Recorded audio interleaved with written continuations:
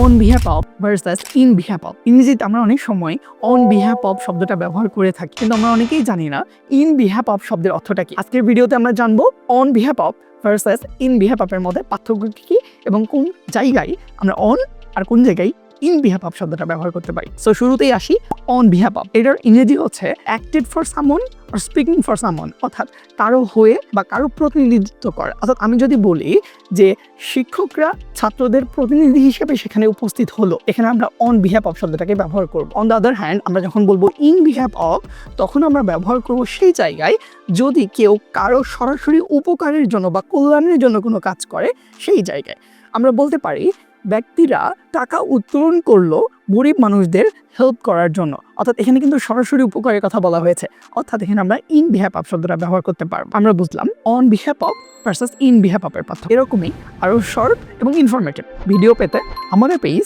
Memory বুস্টারের সাথেই থাকুন।